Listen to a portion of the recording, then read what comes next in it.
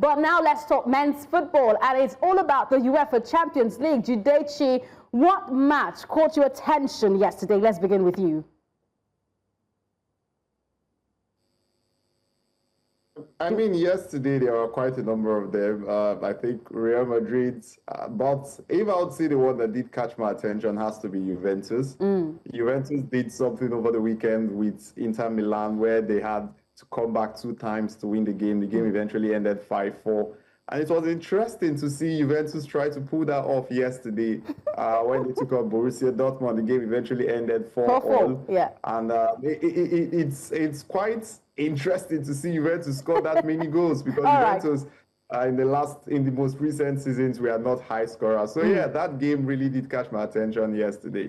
All right, let's tell you our review here for the UEFA Champions League for Tuesday. So Tuesday night at the Champions League did not disappoint. You can hear that excitement from Judechi already. Arsenal, they left it late, but got the job done against Athletic Bilbao. Real Madrid edged Marseille thanks to Mbappe's penalties, and Juventus and Dortmund, they gave us 8-goal thriller that ended 4-4 in Turin. Elsewhere, we had Spurs, Senegalese, and also Karabakh. They also made headlines with their big wins on the day. But now, all eyes turn to Wednesday. Chelsea, they are back in the Champions League after 2 years away. And what a way to return for Chelsea. A heavyweight clash with Bayern Munich. It is all about Harry Kane going up against Cole Palmer, an English battle. And it promises to be a mouth-watering encounter. Who else can tell us how exciting this can be to see 2 English guys going head-to-head in the UEFA Champions League? Dan, a journalist, especially a sport journalist from the United Kingdom, we've got Robert Wheeler. Thank you so much, Robert, for joining us on the show. Thank you. Great to be on again. It's great to have you. I'm excited because I'm going to see an all-English battle here between Harry Kane and Cole Palmer. Bayern Munich going up against Chelsea. But let's start up with Tuesday's action, Robert. Out of Arsenal's late show, Real Madrid and Mbappe's double, and that crazy 4-4 in Turin. Which result grabbed you most and why? Yeah, they're all fantastic games, but one result that particularly took my attention was Karabakh beating Benfica, which led to the sacking of Bruno Lage, and now Jose Mourinho is set to become the new Benfica manager, which will be very interesting. Oh, interesting indeed. A lot of people are talking about Juventus and Dortmund. That 4-4 draw, that was a dramatic one. Is this a sign that maybe Juve, they are discovering their old farm? You could see that the old ladies are coming up back again. It's quite possibly. I mean, Italian football hasn't been, it used to be one of the best leagues in the world, but it's sort of gone a bit downhill in recent years, and Juventus have had a couple of problems. They've changed their manager a few times, but yeah, the 2 goals in extra time, Lloyd Kelly, an Englishman, getting the late equaliser was fantastic, and that's what the Champions League's all about, seeing the best teams from across Europe playing each other in fantastically entertaining games. In games indeed, but it was a dramatic one. Let's talk about the reactions that has been coming in that game by Arsenal. Judechi, I'll get to feel your pause on this one. Thierry Henry did make an interesting point about Gyökeres's mixed chances. Now, what he says was the striker, his touch took a little bit, it was a little bit too wide when he should have even set up a one-on-one. Do you agree with that? Or how much can that small detail, decide a game at the level of the UEFA Champions League, Judechi? I mean, I'm not Thierry Henry, I'm not a professional, I'm an ex-professional footballer.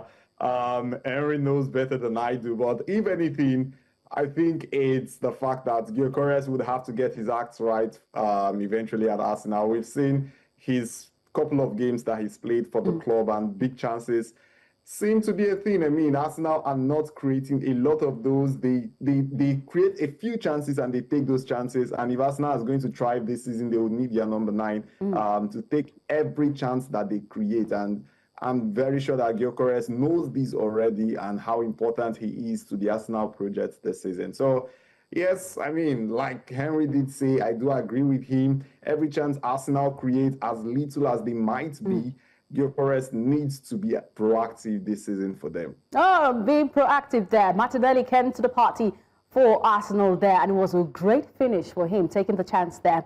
Robert, do you also agree with Henry that maybe Gyökeres should have been, a bit wide to give a one-on-one situation there so he can convert his chances?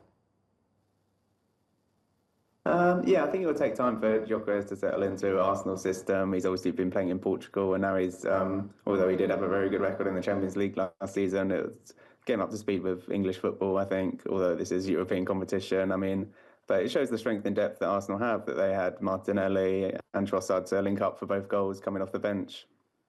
Let's switch gears right now. The UEFA Champions League returns today. After 2 years away, we have Chelsea. Where have they been? How are they in the Champions League? Robert, how much of a pressure is Enzo Maresca going to be to deliver Bayern Munich in that opener for them?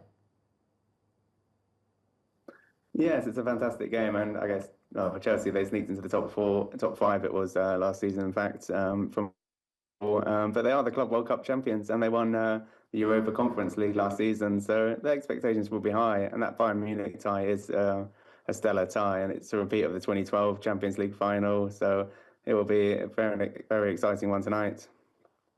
Every single Chelsea fan, they are saying we are the Club World Cup champions. They already have their jersey, with that tag, and they are saying they're coming all out today. They still feel that they've got the firepower. Do you think they can come up one against Bayern Munich today in this opener? Yes, I do. I do believe that. It'll be tough, of course, because Bayern Munich have fantastic players. It'll be interesting to see Harry Kane against them, and as well as Nicholas Jackson, Chelsea's old striker now in Bayern Munich's ranks. But yeah, it should be a good game. A good game we're expecting, of course. But Judechi, what's your take? We've got Chelsea, a very long time, 6 years maybe. They've not been to the UEFA Champions League, but they return this time around up against Bayern Munich. What's it going to be? Personally, I do think, yes, Chelsea did have a great time at the Club World Cup, but the Champions League is always a different ball game. And Bayern Munich have been in some great form this season, some great starts to the season. I think Chelsea are going to find it pretty much difficult.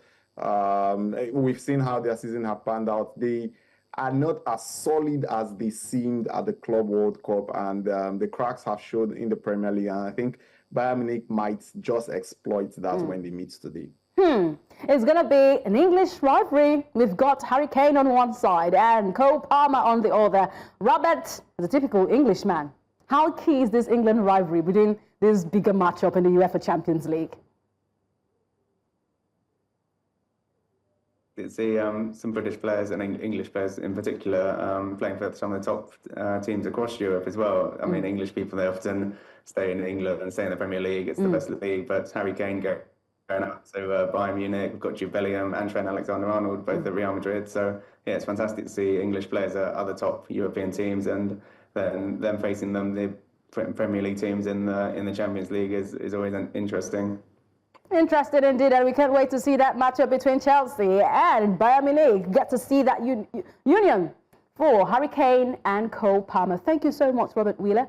We appreciate your thoughts, and we'll be hoping to get more after the games for Wednesday.